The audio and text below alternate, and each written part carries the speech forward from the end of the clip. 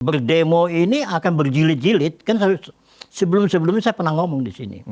Ini nggak akan selesai. Ada kelompok-kelompok, dia menyatu dengan asing untuk menjatuhkan Indonesia dengan bermacam-macam cara. Kenapa?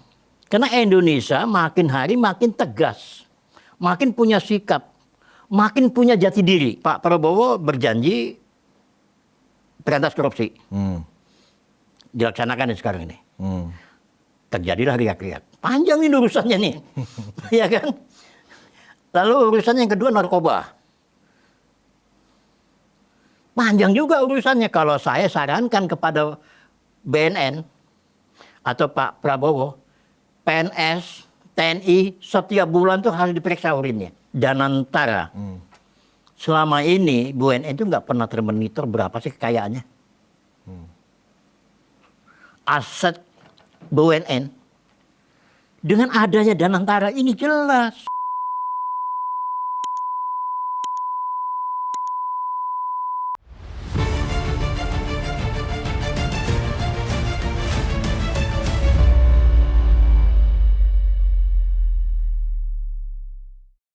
Bismillahirrahmanirrahim. Assalamualaikum warahmatullahi wabarakatuh. Waalaikumsalam warahmatullahi wabarakatuh. Penonton Ruang Konsensus Unpacking Indonesia, kembali saya Budius Ma'rufi yang akan berdiskusi tentang masalah kebangsaan. Kebangsaan khususnya menjelang Lebaran dan setelah Lebaran, karena ini banyak isu. Nah, saya sudah kedatangan seorang relawan Jokowi sih dulunya, tapi sekarang menjadi relawan Prabowo Gibran. Karena ternyata teman-teman relawan ini menyesuaikan dengan siapa yang sudah menjadi pemimpin negara. Itulah yang menjadi dukungan mereka. Bukan berarti meninggalkan Pak Jokowi. Nah, saya sudah bersama dengan Ketua Umum Relawan Pernusa, Kanjeng Pangeran Norman Sopyan Hadinegoro. Apa kabar? Terima kasih. Pak Kanjeng? Sehat-sehat.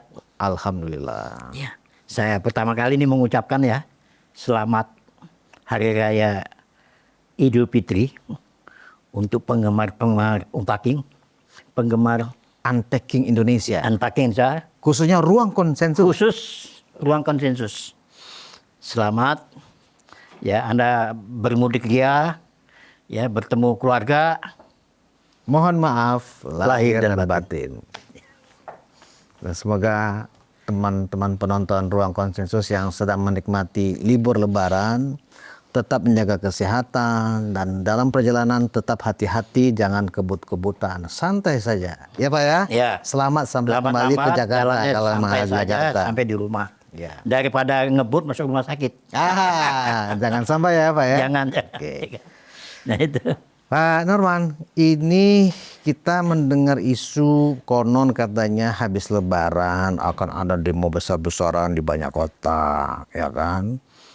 Itu saya punya sekitar 6 WAG, lebih kurang, banyak sekali dibangun semacam pengkondisian ya seperti itu. Ini kerjanya apa sih, emang pada nggak punya kerjaan gitu loh, mau demo nggak karu-karuan, katanya menentang masih dalam konteks pengesahan RUU TNI yang kemarin. Ada juga ini terkait dengan upaya untuk melakukan delegitimasi pemerintahan Prabowo Gibran, ya kan. Ada juga yang menilai ini Prabowo sudah salah jalan dan seterusnya. Nah, Tersesat gitu. iya tersesat, ya kan, nggak konsen. Bahkan ada yang menilai Pak Prabowo ini masih sedang main presiden-presidenan, ya kan. Nah, menurut pandangan Bro Norman, ya kan. Waduh, terima kasih dipanggil bro. Iya. Kira-kira ini hoax, disinformasi, atau memang ada secara di underground ada gerakan-gerakan seperti itu yang dilakukan oleh kelompok-kelompok pro demokrasi? Silakan Bung Norman. Iya, terima kasih Bung. Jadi kalau isu itu yang tadi Bung sampaikan itu, saya berkeyakinan benar. Benar. Kenapa? Karena kita lagi melaksanakan pesta demokrasi. Kan sudah selesai. Pesta demokrasi nggak akan selesai. Karena kita nih dulu katanya, kita termasuk berdemokrasi ketiga di dunia. Indonesia ini. Nah, cuman kita melaksanakan demokrasi ini harus jangan kebablasan. Artinya kita harus dengan koridor bingkai-bingkai Pancasila. Lu mau bikin apa silahkan. Segala macam silahkan. Tapi jangan melanggar koridor-koridor ini. Nah, jadi kalau mahasiswa melaksanakan misalnya demo, kita juga tidak bisa melarang. Silakan aja. Tapi apa benar seluruh kota atau banyak kota akan melakukan hal yang sama setelah Lebaran? Bisa-bisa aja. Kenapa tidak? Karena isu ini akan banyak. Karena ini lebih parah lagi. Ya, berdemo ini akan berjilid-jilid. Kan sebelum-sebelumnya saya pernah ngomong di sini. Ini nggak akan selesai. Ya kan? Kenapa? Makin dibukanya terkuaknya korupsi. Ya, pasti ada yang sakit hati. Mereka punya dana. Ya kan? Dibikinlah situasi instabilitas. Dibikin kacau lah Indonesia ini. Gaya-gaya begini itu sebenarnya udah dilakukan mereka di zamannya Pak Presiden Jokowi. Nah ini mengulang lagi. Ya, jadi mengulang lagi. Jadi uang dari mana udah jelas lah. Karena ini kerah hitam semua ini. Siapa yang menurut Bro Norman, siapa yang menjadi sponsor dari aksi yang akan dilakoni oleh mahasiswa, mungkin juga sebagian serikat pekerja buruh, ya kan, dan orang-orang yang memang merasa ini situasi sedang tidak baik-baik saja? Banyak. Terutama makin terkuatnya kasus korupsi. Pertamina yang paling seru ya. Di mana aja? Di mana aja? Yang paling gede kan Pertamina. Iya, salah satu Pertamina yang duitnya banyak. Kedua, oknum pejabat yang nggak bisa ngentit lagi. Oh, itu marah juga. Oh, marah dong. Karena masalahnya kan anggarannya kan tidak seperti dulu lagi. Ya. Ketiga adalah orang-orang yang terpengaruh, yang sakit hati. Nah, sakit hati siapa? Sisa-sisa dari kekalahan kemarin ini. Kekalahan dari Pilpres dari kelompoknya RW berapa itu? RT 16, RW 24. RW 24 satu. Ditambah lagi dengan kelompoknya Rizik Sihab. Oh, kok itu nama itu diangkat lagi? Nyatu. Kan udah. Karena mereka juga Tiarap sentil-sentil. selama ini. Udah disentil. Contoh masalah villa yang di Puncak. Oh, yang sekarang lagi mau dirapiin Ternyata oleh milik KDM. Ternyata milik dia juga gitu loh. Nah ini ya. Nah ini ngumpul jadi satu. Iya. Kedua, obyekan tuh mahasiswa. Jadi dugaan selama ini kan sering di sosmed itu mahasiswa kan demo selalu ya. Mahasiswa ternyata bukan mahasiswa, itu gimana? Itu kan lawan yang ngomong mahasiswa. Oh. Ya. Berarti Saya kan ngomong mahasiswa karena lawan saya kan begitu kan. Berarti memang ada yang bayarin itu mereka. Ada dari mana? Berarti yang akan terjadi uang setelah Lebaran. Yang membayarin ini uangnya nggak ada serinya. Siapa? Oh, jangan bicara siapa. Udah ketahuan lah. Kasih spill dikit lah. Ya, udahlah. Apakah kalau di Pertamina tokonya siapa? Apakah kodenya depannya M misalnya? Ya kan? Dia pernah, salah satu contoh dia pernah ada di partai. Ya. Tokohnya itu. Saya tahu sebenarnya yang Bro Norman maksudkan. Cuma saya mau memancing, mau di-spill ke penonton ruang itu konsensus. Itu yang namanya demo itu sedikit. Sekarang itu bukan demo saja, mau ngerusak Indonesia. Oh ya? Loh. Wah, gimana tuh maksudnya merusak? Berarti akan melakukan demo tapi juga melakukan tindakan anarkis ya? Nggak bisa lah Pak. Begini. Itu berarti jadi ngerusak ekonomi. Melawan hukum. Ya, itu yang terjadi sekarang ini. Sekarang itu di luar negeri itu lagi mau dilelang itu. Dituntut oleh kalau nggak salah di Perancis itu. Kedutaan mau diambil segala diambil. Ini ada yang ini. Ada yang komporin. Jadi ada kelompok-kelompok dia menyatu dengan asing untuk menjatuhkan Indonesia dengan bermacam-macam cara. Kenapa? Karena Indonesia makin hari makin tegas, makin punya sikap, makin punya jati diri. Ini zamannya Pak Prabowo ini. Ya, jadi ngumpul jadi satu ini. Jadi bukan masalah Pertamina aja nih kasus, bukan. Hilirisasi, nggak ada yang senang orang asing tentang hilirisasi. Banyak mereka ngumpul jadi satu. Ayo, mainkan LSM Indonesia yang dibayar itu. Dan mereka mau ikut itu. Ya ada duit, gimana sih orang Indonesia itu nggak bisa lihat duit. Sering kita dikatakan begini, Bro Norman, wah kalian ini orang bayaran, nasionalismenya tipis. Orang udah nggak peduli ya, kalau dihujat atau dituduh dengan Nggak peduli. nggak punya nasionalisme. Nggak, boleh-boleh aja. Aha. Nah, yang bisa menahan itu adalah ya Pak Prabowo harus tegas. Pak Prabowo hanya tinggal melanjutkan eksekusi. Tegas untuk mencegah jangan ada demo atau tegas apa nih? Bagaimana koridor hukumnya? Satu contoh nih. Pak Prabowo berjanji berantas korupsi. Dilaksanakan sekarang ini. Terjadilah riak-riak. Panjang ini urusannya nih. Ya kan?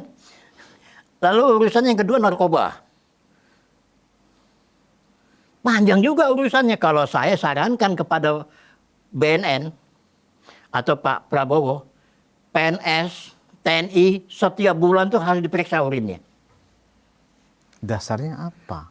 Oh, Pak, yang namanya narkoba Pak udah kena Bro semua. Norman mencurigai juga nih. Sangat Bahwa mencurigai. narkoba juga udah sampai Udah masuk ke PNS, ASN. sudah masuk ke TNI. Wah, ngeri kali. Jadi saran saya kepada Presiden Prabowo, ini data A1 ini. iya, Jadi lakukan tes urin setiap minggu. setiap bulan Oh, setiap bulan. kepada PNS, TNI, Polri. Coba yang jadi bandar narkoba kan dari Polri siapa tuh kemarin ini? Ingat nggak tuh? Kapolda mana itu? Kapolda Sumbar. Iya. Ya, nah ini. Jadi korupsi. Tapi ini bukan cocok logi toh. Oh enggak, saya berani jasa jamin. Ya, janji Pak Prabowo itu akan dilaksanakan itu. Kenapa kemarin Pak Jokowi tidak melaksanakan? Pak Jokowi itu fokus untuk membuat pendasi-pendasinya dulu. Tapi Pak Jokowi memegang catatan. Ini loh. Awas kamu. Nah ini serahkan ke Pak Prabowo. Nih, eksekusi. Kalau enggak tuh Indonesia itu nggak akan bisa berkembang. Rusak. Pihak intelijen yang ada yang menjaga negara ini yang juga itu adalah bawahannya presiden, emang nggak tahu ada gerakan-gerakan yang Iya tahu lah, kadang tanda kutip kan ini upaya kudeta namanya. Tahu lah. Normal. Tapi kan masalahnya kan mereka kan hanya laporannya kan ke presiden bukan ke kita. Baik Bais, baik Bin, kan bukan tuh rakyat, teman-teman itu. Nah makanya dengan adanya undang-undang TNI itu, saya mendukung banget. Wah, mendukung sekali ya. Sangat mendukung. Kenapa? Di perbatasan penyelundupan itu di perbatasan. Betul. Dan nggak ada kaitannya dengan akan kembalinya di fungsi ABRI, kembalinya Orde Baru ya. Kalau Buliani udah selesai urusannya. Nah, Kenapa masih ada tudingan-tudingan seperti itu? ya ini kan cari duit, saya bilang ya udahlah. Latar belakang dari demo yang akan dilakukan setelah Lebaran ini Kuncinya. di beberapa kota itu kan juga karena Betul. mereka protes pemberlakuan Undang-Undang TNI yang hasil revisi ini, Bro Norman. Kuncinya apa yang dilakukan oleh pemerintah jelek aja. Jadi kita mau ngomong bagus juga percuma kepada orang-orang ini. Tujuannya pokoknya menjatuhkan ya. Oh iya. Apa yang dilakukan? Dilakukan oleh Pak Prabowo, dilakukan oleh pemerintah. Jelek aja. Tapi itu kan nggak bisa dengan semudah yang mereka bayangkan lah. Apalagi Bro Norman kan punya relawan ya kan, Oh, iya. pengusaha ada di setiap kota. Ada. Ya toh? Di daerah aman-aman aja sih sebenarnya ya. Ya. Nggak seperti ini yang kejadian ini kan di kota-kota besar aja. Ya kan yang demo-demo mahasiswa sekali di kota-kota besar. Saya itu juga nggak bisa membenci mahasiswa. Karena anak saya juga mahasiswa ini masalahnya kan. Iya, tapi untung nggak ikut demo dia. Ya kan? Apa yang Bro Norman dapatkan dari anak yang masih SMA itu? Apa sih yang terjadi kok kalian mau gitu? Nggak tanya ke anaknya. Emang dibayar? Kalian dibayar berapa gitu loh? Siapa yang bayar? Gini, Bagaimana cara bayarnya? Apakah uang cash atau apa? Kayak seperti apa ya? Kayak hiburan gitu loh. Bisa kalau malam itu ngetrek bersama rame-rame. Kalau di era saya, kan saya kuliah masih di era Orde Baru, ya kan? Kita demo itu boro-boro ada yang bayar, kita malah Iya. patungan gitu loh. Iya. Kalau sekarang kan era demokrasi, dimungkinkan untuk orang demo itu dibayar kan gitu loh. Gini, mahasiswa itu kan pikirannya nggak begitu panjang. Hmm. Rasa hariok rasa merasa dirinya hebat itu kan menonjol dia di situ. Hmm. Apalagi kalau di depan pacarnya. Wih. Oh, gue hebat pendemo. Ya kan gitu kan, ah? Iya kan? Heroik kan gitu. Aktivis. Iya kan? Nggak apa-apa. Pada zamannya memang itu. Aktivis tapi buku yang dibacanya cuma 1-2 doang. Di zaman kita aktivis Iya. buku yang kita baca itu 1 rak lebih isinya ya kan gitu. Ya, mereka jangan disalahkan. Mereka itu pengekor masalahnya. Ikut-ikutan aja ya. Iya, karena disetir. Ada duit, kumpul. Berarti bodoh dong mahasiswa. Enggak bodoh sih, enggak. Happy-happy aja. Berarti enggak, maksud saya gini. Happy Yang bisa namanya kumpul mahasiswa rame-rame itu kan gitu adalah Tapi kebetulan happy-happy yang salah. kelompok gitu. intelektual, ya kan, sebagai generasi penerus, kelompok intelektual yang punya kesempatan mengecap pendidikan tinggi. Kan nggak semua orang di Indonesia yang bisa sampai ke perguruan tinggi, Pak Kanjeng. Jadi ketika mereka dari cerita Bro Norman ini seolah-olah kok masih bodoh sekali ya, nggak bisa menggunakan nalarnya, logikanya, ya kan, dalam merasionalisasi Zamannya udah tindakan-tindakan beda. dia. Jadi Anda jangan berpikir ke zaman masa lalu. Ke zaman kita dulu ya. Iya, jangan. Mereka jangan dipaksakan begitu, nggak Beda zaman ya. Beda zaman. Ini zamannya beda. Zamannya hura-hura. Jadi mereka akan mau digiring untuk melakukan demo di Sepanjang ada yang Jakarta, bayar. di Bandung, Surabaya. Saya dengar begitu. Walaupun ngomong masih belepotan nggak jadi soal. Oh. Yang penting berani tampil. Bahkan ada sub-subnya tuh. Berani di depan, kena pukul sekian dapatnya. Oh begitu. Kayaknya benar-benar pengalaman ini. Pengalaman ya. Ya, bagian yang teriak-teriak di belakang segini. Oh gitu. Jadi yang Ada- paling depan dan kena Bisa kena pukul. pukul pentung polisi, Ada, Brimob. ada nilainya. Nilainya ada. Yang masuk rumah sakit, ada lagi nilainya. Lepas tanggung jawab itu. Oh gitu. Lepas tanggung jawab ya kan. Berarti apa saja lo gitu ya. Jadi ini proyek hura-hura sebenarnya. Oke, kita kembali kepada bagaimana Jadi maksud saya jangan terlalu serius menghadapi ini. pemerintah ini supaya tidak didemo. Apa sih yang kurang yang dilakukan oleh pemerintah? Pemerintah pasti di demo. Menurut Pak Kanjeng selaku orang yang mendukung ya, di mana letak salahnya pemerintahan yang berjalan baru 5 bulan ini? Kok banyak sekali protes ya kan, ketidakpuasan. Kan membangun negara itu kan nggak ibarat bim salabim, membalik telapak tangan. Iya toh? Kenapa kok seolah-olah dalam waktu 5 bulan sudah harus begana begini, kan semuanya berproses. Iya.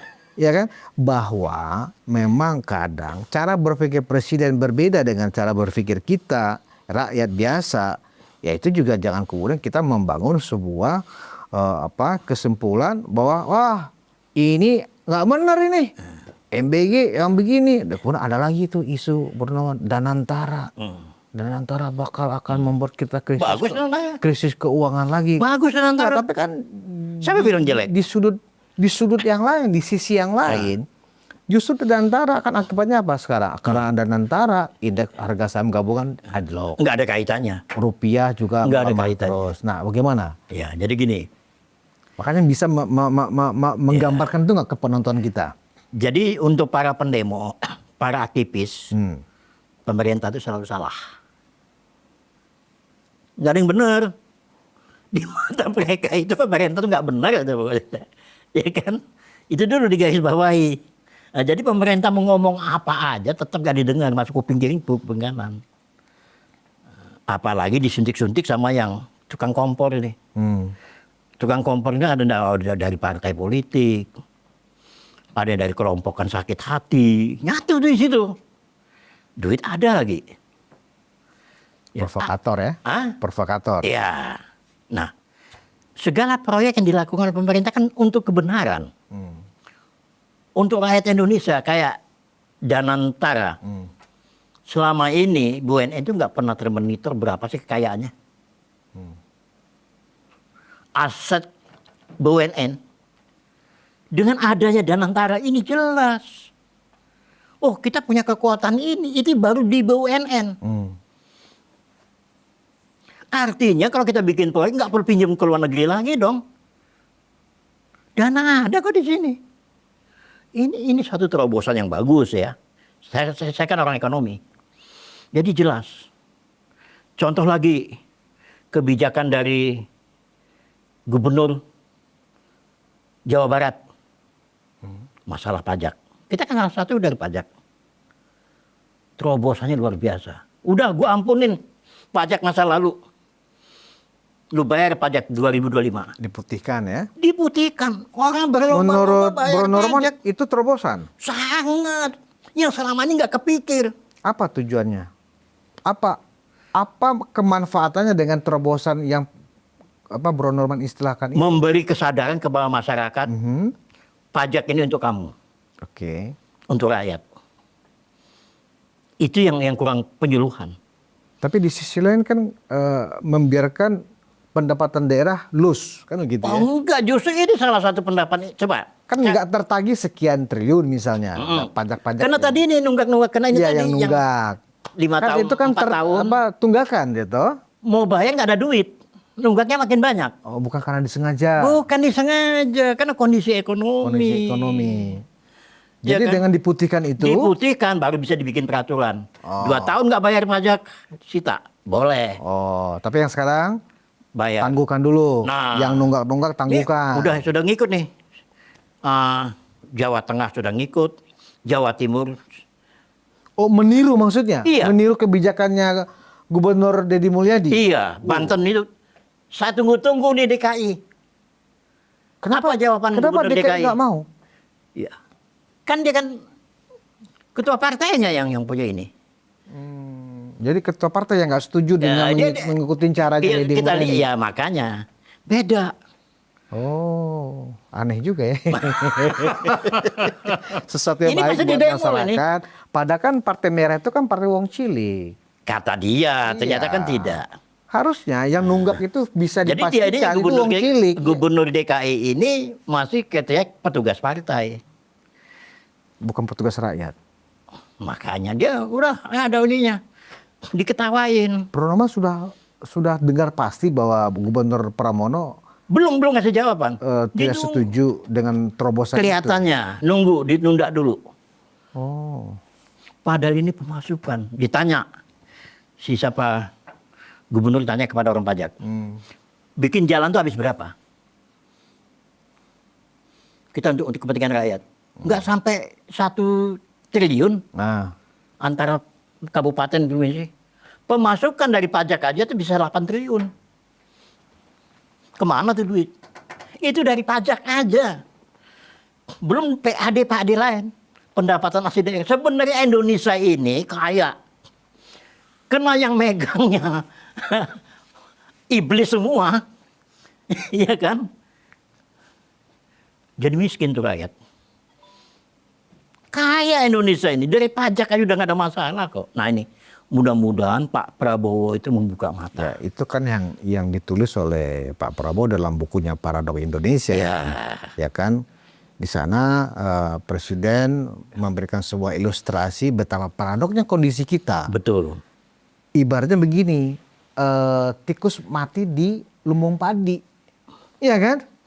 Ayam mati di lumbung padi. Iya. Artinya begini, dari penelusuran tim risetnya Pak Prabowo pada saat menulis Paradok Indonesia itu, kekayaan sumber daya alam yang dimiliki oleh Indonesia itu luar biasa, Pak. Terus pertanyaannya, kenapa kok Indonesia ini susah berangkat dari negara miskin menjadi negara maju? Itu persoalannya, makanya paradok. Nah, paradok itulah yang akan coba diatasi oleh Presiden Prabowo di periode 5 tahun pertamanya ini. Tapi kok banyak orang ya sepertinya ingin terburu-buru itu segera terrealisasi Atau barangkali juga agak suka, sehingga kan kita melihat, saya kan tadi konfirmasi ke Bro Norman, benar bakal ada demo. Bro Norman bilang benar. Benar. Berarti kan aneh tuh cara berpikirnya. Iya kan? Berarti nggak ingin negara Indonesia maju. Benar-benar hasil kekayaan Kalau alam bagi kita saya bisa demo dinikmati. itu sebagai pemanis saja nanti. Maksudnya gimana? Ya karena demo itu juga hasilnya mereka kan ngebayangin bisa nanti seperti tahun 78 gitu loh, bayangannya kan gitu kan. Oh, jadi agak-agak anarkis dong modelnya kalau Iya, model kayaknya begitu, tapi nggak mungkin. Iya kan? Karena gitu-gitu aja dari zamannya Pak Jokowi juga begitu juga gitu. Apa bedanya waktu siapa tuh? Rizik Syihab bikin demo besar-besaran itu. Oh, penuh tuh lapangan Banteng. Begitu aja kan gitu kan. Oh? Itu udah keter-keter gitu aja. Ya kan? Artinya demo ini pemanis. Ya kan? Nah, tinggal bagaimana supaya demo ini tetap berjalan, tapi tetap dalam koridor bingkai-bingkai Pancasila. Itu yang dicari. Demo kan memang bagian dari istilahnya apa ya, ekspresi kita berdemokrasi. Betul. Bro Norman. Persoalannya adalah kalau itu dilakukan sangat terorganisir, ya kan, karena kan dilakukan katanya serentak nih dengan tema yang sama, menolak undang-undang TNI. Pertanyaan saya itu juga nggak serentak uang dari mana? Ya itu pertanyaan itu yang saya Anda tanyakan, kan? ya kan? Kok bisa serentak dengan duitnya tema dari yang mana? sama? Berarti kan ada steering komitenya. Ada Kalau panitianya. bicara ada panitia.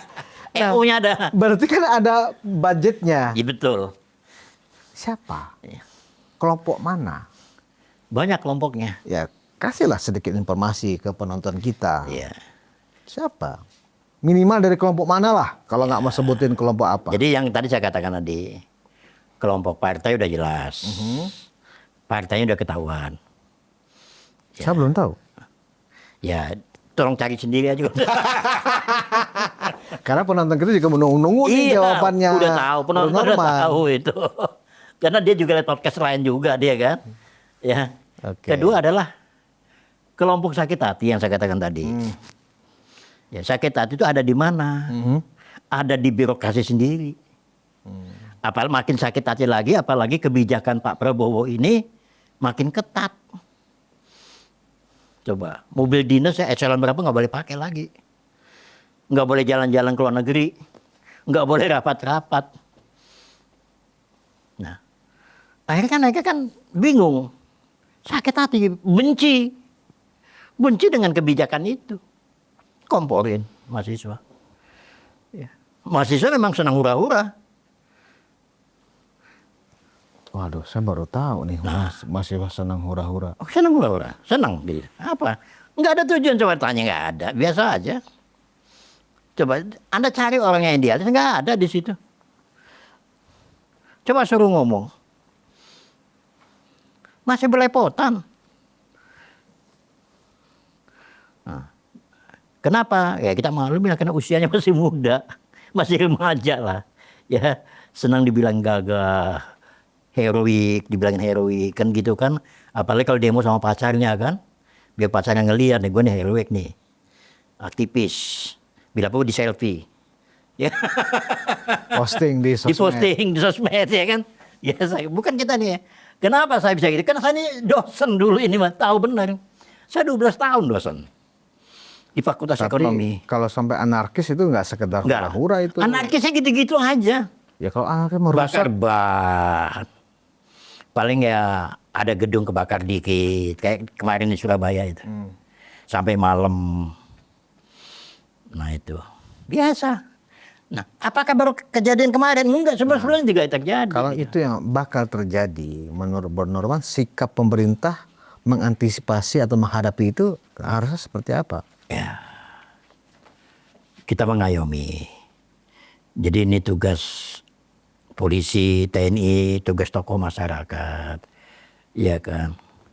Tapi saya rasa juga tugas kampus ialah rektor. Diimbau. Ya. Tapi yang namanya memang kondisinya lagi ngetren, susah. Ya. Sikap pemerintah itu adalah action. Apa yang diucapkan, apa yang dijanjikan kepada rakyat Indonesia, laksanakan. Misalnya pemberantasan kemiskinan atau menyerap tenaga kerja. Kemarin, maaf ngomong ya, saya memuji Gubernur Jawa Barat. Untuk Subang itu sudah mau menerima 8.000 tenaga kerja tuh. Pabrik. Kayaknya ngefans benar nih Bro Norman. Saya ngefans karena baru satu. Apa dengan Kang Deddy Ini Mulyadi contoh. itu. Syukur-syukur Kang Deddy mau di sini. Kayaknya ngefans benar. Sangat ngefans. Dari tadi. Sangat betul. Saya ngefans sama dia. Padahal kita ini ada di Jakarta loh. Benar. Bro Norman. Harusnya kan gubernur peran. Karena gubernur yang paling berani. Oh. Yang punya jati diri. Yang ingin mengembalikan budayanya. Berarti barang paten ini ya, Deddy Paten. Mulyadi ya. Paten ini. Ya kita jaga. Nah, jelas sekarang jadi panutan, jadi ikutan sekarang ini. Pak Deddy ini. Dia dimulai dari apa? Dari YouTube dia tuh, awal dia. Semua rakyat Jawa Barat kenal dia semua. Bukan itu dinilai justru, ini gubernur banyak pencitraannya, main sosmed mulu, main TikTok mulu. Nyata. Menurut Bro Norman sendiri, Nyata. benar nggak begitu? Membantu dia. Jadi TikTok yang selalu main Membantu, TikTok itu membantu. tujuannya apa? Untuk menginformasikan ke masyarakatnya, ke rakyatnya. Iya. Bahwa saya sebagai Begitu dia gubernur jadi kalian, gubernur, saya udah bekerja untuk rakyat gitu. Iya. Supaya diketahui. Sebelum dia jadi gubernur pun sudah dia banyak bantu rakyat. Sebelum jadi gubernur. Kalau saya ngucapin Deddy ini pasti senang rakyat. Saya sama saya. Saya ngucapin Deddy, karena Deddy jadi panutan sekarang ini. Saya tuh ngefans banget sama dia itu, betul. Ya, nah, jadi banyak yang sudah ditiru tentang apa? Tentang lingkungan hidup, udah jelas. Turun ke bawah, bukan pencitraan, nyata. Nah, itu ya. Jadi harapan saya ke teman-teman, jadi ke masa kebangsaan ini. Sesudah Lebaran nanti ini nih akan banyak terjadi sesuatu. Yang kedua kita berharap juga kalau bisa dilaksanakan tahun-tahun ini penyerapan tenaga kerjanya yang dilakukan janjinya Pak Prabowo, lalu tentang pemberantasan narkoba, lalu ketahanan pangan. Kan itu konsepnya. Teruji sudah mulai kelihatan. Gini. Rakyat itu yang bersuara. Wah lu demo gak ada urusan lu. Ngomong doang lu. Tuh nyata. Nah itu. Nah jadi kalau Anda misalnya masih menceritakan tentang demo. Anda termasuk orang yang nyinyir saya anggap. Nyinyir. Bukan. Ya. Sebenarnya bukan nyinyir Bro Norman. Kan tadi kita bermula bahwa saya sendiri juga punya banyak WAG, isunya seperti itu. Iya. Bakal ada demo, ya kan? Nah, Bu Norman ini kan aktivis, Saya tanya. dekat dengan penguasa. Iya. Dengar juga nggak? Kan pertanyaan saya itu tadi. Iya benar. Jawaban Bu Norman bikin saya kaget. Benar itu akan terjadi. Berarti saya bukan nyinyir dong. Saya mengkonfirmasi. Iya. Nah, pertanyaan saya Cuman selanjutnya bagaimana adalah, mengatasinya? itu kan saya tanya, bagaimana cara menghadapi jika itu benar terjadi setelah Lebaran ini? Ada dasarnya apa? Misalnya, contoh masalah PIK aja. Kan diganggu tuh aguan tuh. Ternyata yang ganggu tuh kelompok HTI. Pengacara dan segala macam itu. Nggak ada urusan dengan tanah di situ, dia nggak ada di kan. Nah ini satu contoh. Ini, penyusup-penyusup ini. Satu contoh ya.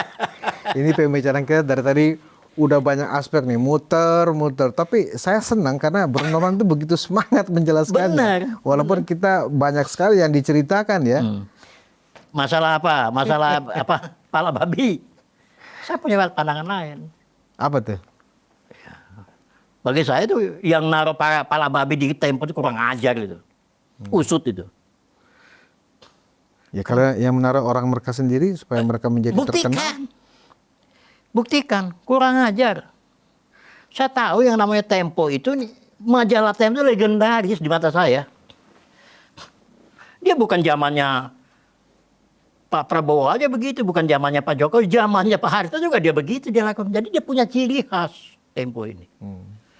Saya banyak kenal orang Tempo dari Gunawan Muhammad, dari siapa almarhum yang tentang Tapi kan kemudian itu terkait dengan reaksinya itu kan ada komentar dari Hasan Nasbi. Gimana pandangan Bro? Iya, komentar, Sesama, iya kan. sesama orang di lingkaran Prabowo Gibran. Iya. Seharusnya Sabi nggak boleh ngomong begitu sebagai juru bicara kepresidenan. Kepala kantor komunikasi. Seharusnya nggak boleh ngomong gitu dia. Saya kritik dia. Oh, Nggak boleh. keliru. Ini pes keliru dong. Ini pes kita butuh dia. Tempo nih legendaris kok di mata saya. Coba dari zamannya susah, dari zaman dari nyetak. Saya dulu tuh langganan yang namanya Tempo tuh. Yang 1 tahun tuh langganan tuh, yang bulletinnya tuh. Begitu ngepannya saya. Tempo tuh memang begitu. Jadi Hasan Nasbi berarti keliru. Keliru. Kalau keliru kemudian apa? Ya omongannya dipertanggungjawabkan lah. Kayaknya dia sudah kelirin kemana gitu, saya juga nggak tahu ya. Tapi nggak boleh deh sebagai juru bicara. Kecuali kalau dia pribadi. Sebagai aktivis. Nggak boleh. Seolah-olah pemerintah ikut campur di situ. Belum tentu pemerintah ikut campur masalah babi, masalah apa. Makanya diusut. Saya kepengen polisi ngusut itu. Kalau kemudian karena komentarnya itu yang dianggap keliru, ada himbauan dari netizen, dari orang-orang yang pro pada Tempo. Bukan pro. Belum tentu Ganti Hasan Nasbi, pecat Hasan Nasbi. Dia bukan pro. Orang melihat Hasan Nasbi ini tidak sesuai dengan kapasitasnya dia, ucapan itu. Ya, kan pertanyaan saya selanjutnya adalah, apakah dengan omongan yang dianggap tidak pas itu, hukumannya adalah memang harus diganti, memang harus dipecat. Menurut Bro Norman gimana? Ya kita jangan nyinyir juga lah, harus diganti kalau dia enggak juga. Jadi lebay juga kalau Lebay tuntutan juga. itu. Ya, Ikut-ikutan kita kan nyinyir. harus fair juga gitu Iya, loh. ikut-ikutan Mau Hasan Nasbi nyinyir. memang nggak pas, oke. Tapi nggak juga harus disuruh Diganti, mundur, diganti, apa. dipecat. Itu lebay. Janganlah.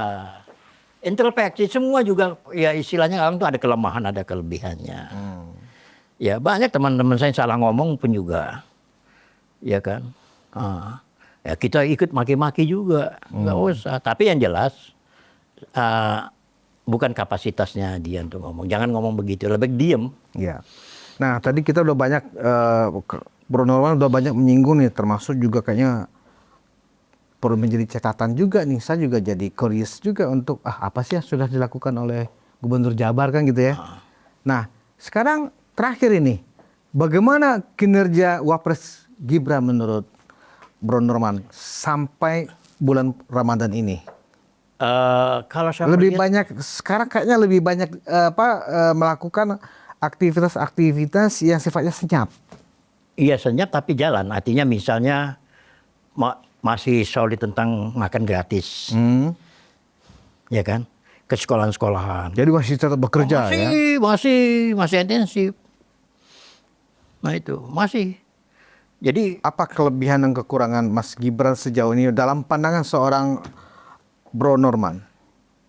dia sekarang lagi memperjuangkan tentang digital. Untuk generasi muda. Iya. Jadi kalau untuk generasi muda tuh kita punya Gibran. Jangan lupa bahwa generasi muda Indonesia ini berapa persen? 50% apa 60%? Tahun 2030 itu 64%. Ledakan bonus demografi ya. Ini Gibran harus punya pegang peranan. Dan Pak Prabowo itu mempercayakan ke Gibran. Kalau pegang peranan berarti kan dari sekarang sudah kelihatan tunasnya. Orang kan mau menjadi beringin itu kan tunasnya kan sudah kelihatan nih sekarang. Menurut Bro Norman tunasnya Gibran ini sebagai orang yang akan menjadi harapan dari jutaan generasi muda di masa nanti mulai munculkah? Itu Sudah pertanyaan saya. mulai. Sudah mulai. Cuman belum dipublikasikan secara ini ya. Kenapa? Ini usia pun juga belum 6 bulan ya. Belum 6 bulan. Kita ini kan 5 tahun perjalanannya. Ya step by step lah. Masih tetap akur ya dengan presiden ya kan? Sangat. Ya terakhir waktu Pak Jokowi ngundang kita. Itu ya kita harus solid mendukung Pak Prabowo. Itu kan saran Pak Jokowi kepada putranya kan ojo kemajon. Kan gitu ya. Ojo apa? Ojo kemajon. Ya kan. Apa maknanya itu? Kalau itu yang sebagai saran Pak Jokowi kepada Mas Gibran dalam menjalankan tugasnya sebagai wapresnya Pak Prabowo. Pak Gibran ini tidak mau mendului. Mhm. Orang Jawa kan beda ya. Hmm. Ya, ya ngono atau aja ngono. Iya ngono, Vio Jogono. Ya begitu, tapi jangan gitulah. Kan gitu kan. Dalam, Walaupun kita lebih pintar. dalam sehari-harinya bisa dideskripsikan, digambarkan dengan bahasa yang bisa dimengerti banyak orang, gimana itu? Jadi gini, walaupun Ngono ya ojo ngono gitu. walaupun Pak Gibran tahu apa yang harus dia lakukan. Aha. Karena ini ada yang di atas, lebih di atas lagi. Itu yang dia harus hargai dulu. Oh. Jadi ojo kemajuan itu maknanya. Iya. Jangan maju ke depan, terlalu depan. Iya. Ikuti iramanya. Iya kan? Kenapa? Kita ini panjang, urusannya ini panjang. Menteri kita ini lagi cari-cari celah semua sekarang ini. Celah untuk Celah ya untuk bekerja seperti untuk apa? bekerja. Kirain- Sekarang belum ada hasilnya coba. kirain untuk Hasilnya korupsi, ya kan? siapa? Perumahan mana hasilnya belum ada? Coba si Ara. Ya temannya Bro Norman itu. Iya, mana hasilnya? Ya wajar juga lah baru beberapa bulan. Tapi ngomongnya udah selangit semua kan. Semua ngomong udah selangit gitu. Iya kan? Kalau saya sarankan ke menteri-menteri ini fokus Ini aja. mumpung kita bicaranya ngalor ngidur, gimana komentar Bung Norman tentang kepala BGN yang berkomentar tentang PSSI yang kalah karena memang kurang gizi? Itu pantas gak sih kepala BGN ngomong seperti itu? Ya itulah makanya kita juga jangan nyinyir juga. Ya lihat aja dan dengar apa sih ngomong apa. Ya kan kita juga kalau saya nggak mau komentar, saya nggak mau cari musuh lah. Bukan konteks kita bukan sedang mencari musuh, ya kan? Sepak bola itu kan bisa dikatakan tuh olahraga favorit Betul. mayoritas masyarakat kita. Baru Erik yang pegang ini agak ada Iya kemajuan kan? Nah tiba-tiba kita kan kalah kemarin lawan Australia. Betul. Kan harusnya nggak berkomentar seperti itu. Ya wajar kalah orang kurang gizi. Dia komentar apa yang anda katakan? Itu yang saya sampaikan itu wajar kalah. Kan pemain timnas kita tuh ya kurang gizi katanya. Kan nggak pantas. Di mana letak kurang gizi? Bisa jadi. Jadi Bruno setuju bahwa pemain timnas kita kurang gizi. Maksudnya Bisa gitu. jadi. Kenapa enggak? Gimana tuh? Kok bisa jadi? Begini loh. Yang namanya sepak bola itu judi. Nggak. Ini bukan judi. Kurang gizi. Benar. Nah terus kaitannya dengan bahwa Bro Norman setuju dengan statement dari Pak Dadan itu kepala BGN. Kita sulit menang, apalagi lolos Piala Dunia nih kan. Emang pemain kita kurang gizi, gimana itu? Bisa jadi itu maksudnya apa? Bisa nggak saya dijelaskan? Ya, jadi sebenarnya kalau apa yang disampaikan oleh beliau itu adalah introspeksi. Ya jangan dibahas sampai terlalu jauh lah. Ya kurang gizi ya ada benarnya pun juga. Ya kan? Masa sih pemain kita kurang gizi? Zamannya Erick Thohir masih lumayan. Mereka itu kan gizinya kan sangat cukup. Ada dokter gizi loh Tinmas itu, Bro Norman. Bukan pengertian kurang gizi dalam artian yang luas. Bukan gizi makanan sehat, bukan itu. Jadi yang dimaksud oleh mungkin Pak Danang ini adalah kurang gizi dalam arti yang luas. Beda dengan sepak bola di luar negeri kan terjamin semua tuh dia. Hidupnya terjamin. Tapi ini statement berbahaya juga Bro Norman. Kalau mengafirmasi pernyataan Kepala Badan Gizi Nasional itu, ya kan nggak mungkin lah kalau timnas kita rata-rata pemainnya kurang gizi, ya ini udah tanda-tanda pesimis ini bahwa kita nggak bakal lolos di Piala Dunia. Tapi jangan lihat itu. Jadi bahwa pemain kita ini harus dikasih harapan bahwa dia bisa profesional di bola, bisa hidup di bola. Seperti Ronaldo, dia bisa punya pesawat, ya kan? Ya, kenapa Indonesia nggak bisa begitu? Ya kan begitu kan? Nah artinya kita belum menghargai prestasi orang-orang sepak bola, orang-orang olahragawan. Ada orang olahragawan berprestasi dapat medali emas, tahu jual bakso. Ya, terus terang kalau saya pribadi, saya nggak sepakat dengan pernyataan Kepala BGN yang kemudian juga Bro Norman setuju dengan pernyataan itu bahwa timnas kita itu dasarnya memang kurang gizi. Bagi saya itu nggak masuk akal. Artinya saya setuju dalam artian yang luas ya, bukan artian yang pendek gitu kayak makan yang enak apa. Bukan enak, gizi itu kan nggak berarti enak gitu. Iya. Kecukupan, Iya, betul. ya kan? Antara yang dibutuhkan tubuh, apalagi dia sebagai olahragawan, ya kan, pemain profesional, dengan makanan yang tersedia. Pertanyaan saya, dia cukup, Nah, tapi keluarganya di kampung. ya bisa nggak dijelaskan? Nah, enggak. Bro Norman mengatakan bahwa timnas itu memang kurang bergizi dalam arti luas. Ya, contohnya bagaimana begini. menjelaskannya itu? Ada nih pemain andalan. Ya, anggaplah saya ini Rizky Ridho, ya, kan pemain favorit saya itu Rizky Ridho. Tapi di kampung, Hmm. rumahnya ngontrak. Makan juga susah. Keluarganya maksudnya ya, Keluarganya. bukan dianya. Di pemain ini mikir dia, emak gue udah makan apa belum ini? Masa sih? Lah, pengertian bergizi itu harus dijamin keluarganya juga. Oh. Itu yang saya maksud. Kalau untuk dia aja selamat dia. Tapi jangan lupa dia dibagi ke Jakarta. Ditinggalin keluarganya. Iya kan? Sementara di sana dia rumah juga ngontrak. Ngontrak pun juga tidak layak juga rumahnya. Nah, pengertian saya maksud itu. Jadi harus kalau udah pakai itu dijamin kehidupan keluarga supaya dia fokus saja. Si pemain sepak bola Berarti fokus. PSSI harus juga memperhatikan apa kelayakan hidup keluarga Iya pemain dong. timnas itu yang Bunda Iya dong, memasukkan. bukan PSSI saja, olahragawan lain juga harus begitu. Gimana? Ini kan kita bicara PSSI dulu nih, Bro Iya. Norman. Apalagi timnas ini. Iya. Berarti supaya pemain ini fokus, yang pemain lokal ya, yang bukan naturalisasi ya. Pemerintah dalam hal ini PSSI juga harus menjamin kelayakan hidup Betul. keluarga mereka. Iya, dicarikan Apa apanya. itu harus menjadi tanggung jawab PSSI? Itu pertanyaan saya. Kalau mau orang jadi orang profesional, Hah? sang anaknya diambil, kamu fokus saja. Keluargamu nanti dicarikan kerjaannya segala macam. Ini kan enggak, dia main sepak bola, lagi nendang bola, mikir. Ada baru dapat telepon, ada SMS dari apa? Keluarganya, adekmu sakit. Mikir nggak? Gak ada uang berobat. Gitu, bayangan Bu Norman seperti itu. Iya. Kalau nggak percaya, buka deh. Latar belakang pemain-pemain itu. Dan itu mengganggu konsentrasi dia bermain. Ini sebuah apa?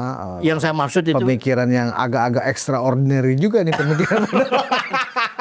Iya, maksud saya jangan nyanyi pengertian aja saya bilang. Iya. Jangan lihat singkat. Iya. Jangan langsung protes gitu ya kan. Ada benernya. Kalau nggak percaya, buka deh filenya. Pemain-pemain yang di PSI itu dari mana latar belakang semua. Lihat kehidupan keluarganya. Nggak ada yang benar.